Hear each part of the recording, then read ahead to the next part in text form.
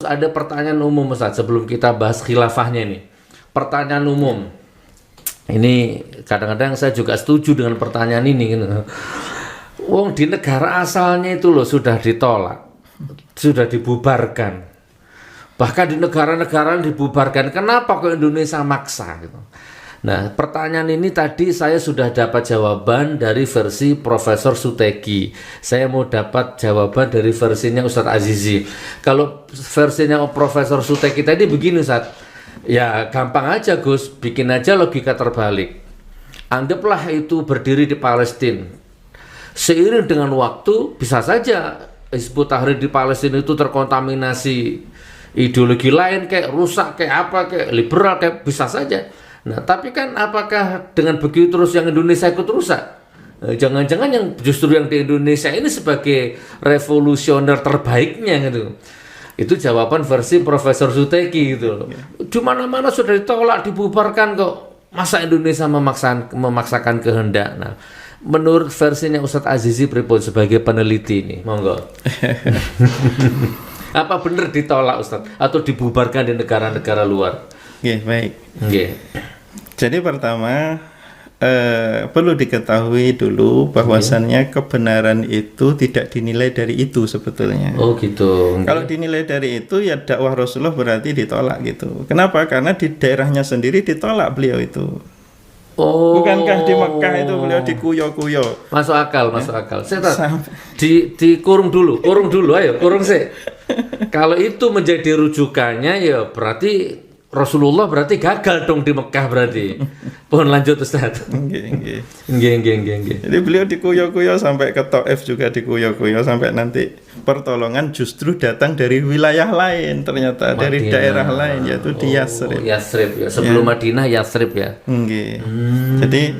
Jadi itu pertama. Jadi kebenaran itu tidak dinilai dari ditolaknya dia di tempat asalnya. Ya, bisa jadi dia seperti yang terjadi dialami oleh Rasulullah SAW.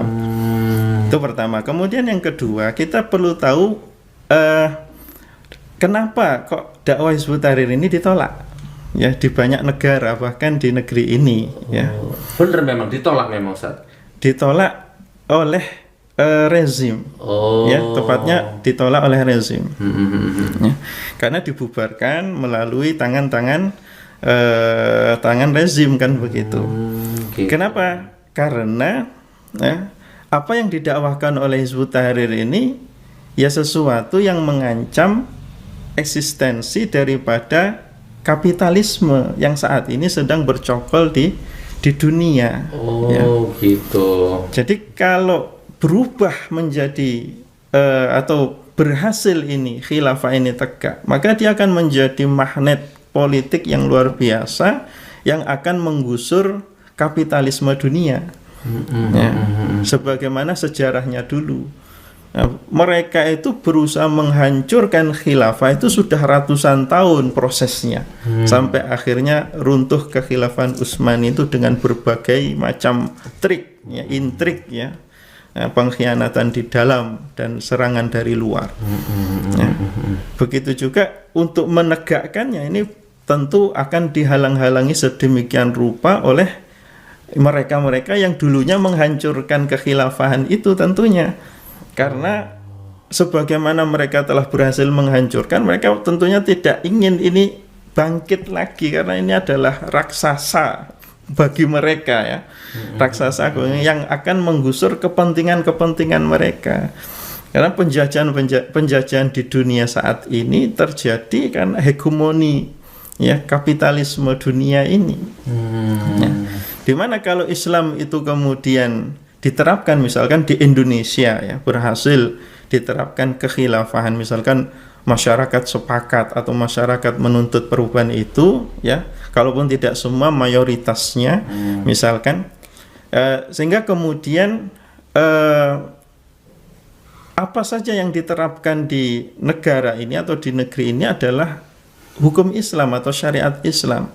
Ya, diantaranya pasti akan menghentikan yang namanya hutang, misalkan hutang ribawi terhadap negara-negara luar ya, negara asing ya. Itu yang saat ini politik yang digunakan tuh untuk mencocok hidung daripada pemerintahan atau negeri kita saat ini, yaitu dengan hutang luar negeri. Itu adalah senjata luar biasa sekarang, mengalahkan senjata militer ya, dengan diberi hutang yang luar biasa hingga dia menjadi tunduk ya kemudian kepada kepentingan asing ya. Kalau sekarang tambah lagi asing kan begitu. Gitu. Jadi dengan tegaknya khilafah itu ya akan mengakhiri hegemoni mereka ya. Hutang akan dihentikan dan akan dikembalikan hanya pokok utangnya saja, ribanya nggak akan dikembalikan karena itu akad batil. Nah, kalaupun akan dikembalikan ya pokok utangnya saja dan tidak dikemplang, karena dalam Islam tidak boleh ngemplang utang ya. Kalau yang berutang ya harus dikembalikan, wajib hukumnya, dan yang dikembalikan itu pokok utangnya saja. Kalau bunganya itu haram ya, haramnya sampai haram. Oh gitu ya, kuadrat ya. Kuadrat. Oke, Masya Allah, saya dapat ilmu hari ini ya, pemahamannya. Jadi memang seperti itu, bukan tolak ukurnya itu adalah di negaranya gagal, di negara sana ditolak. Kalau itu yang dijadikan rujukan ya kita kembali ke Rasulullah pun juga ngalami itu sebenarnya. Poin kedua yang saya dapat ilmunya tadi itu, iya ya Ustadz, memang rasanya kalau secara akal tuh kayaknya nggak mampu ya, padahal niat kita baik ya, merubah manusia tuh hidup tenang, hidup damai, tanpa riba, tanpa utang, bermartabat, kan itu intinya.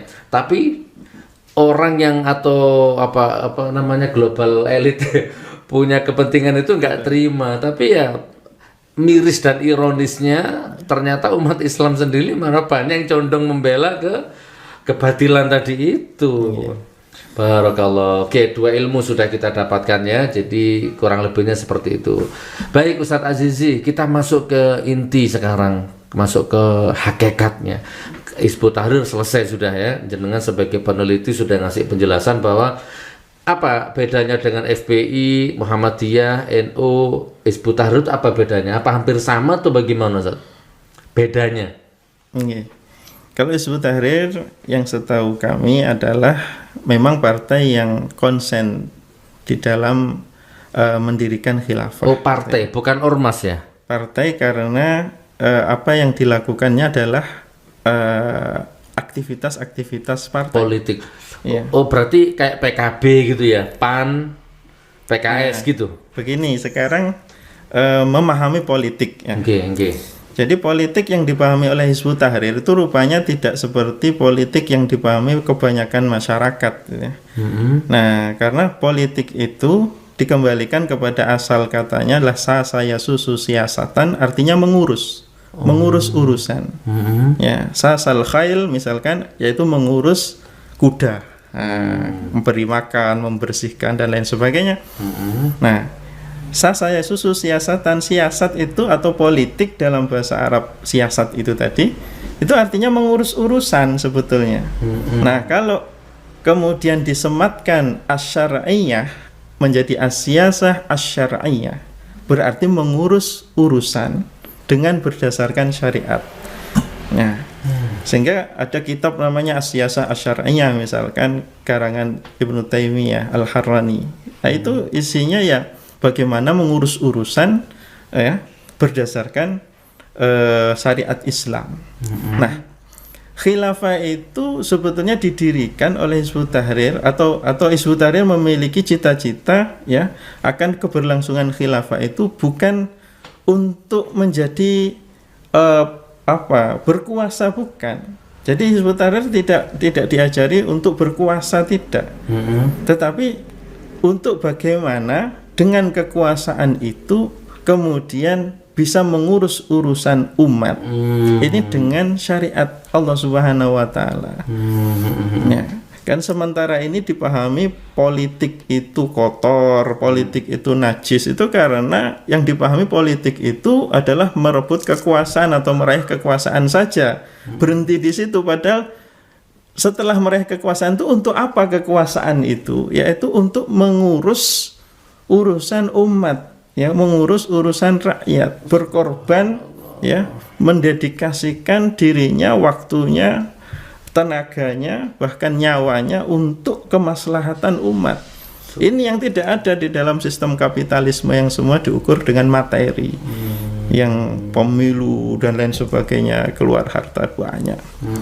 Itu tidak dikenal dalam khilafah. Oh gitu, Masya Allah. Saya pernah baca Ustaz proposalnya salah satu calon, ternyata bayar saksi, apalagi itu. Dan terakhirnya ada biaya serangan fajar, ternyata masuk di situ ternyata Ustaz. Masya Allah. Ada anggaran. Dan rata-rata teman-teman yang mau nyalonkan diri itu rata-rata utang sana, utang sini, utang sana, jual aset sana. Demi Allah, wallah itu. Ya, saya banyak sekali ketemu dengan teman-teman yang mau nyalonkan diri itu kan, jadi caleg dari wali kota, bupati itu rata-rata utangnya banyak. Nah itu tuh subhat atau haram atau halal itu utangnya bagaimana, wallah alam bisawab. Oke, kita nggak akan melebar ke sana. Alhamdulillah saudaraku, malam ini kita dapat banyak sekali ilmu ya, banyak. Jadi kurang lebihnya seperti itu.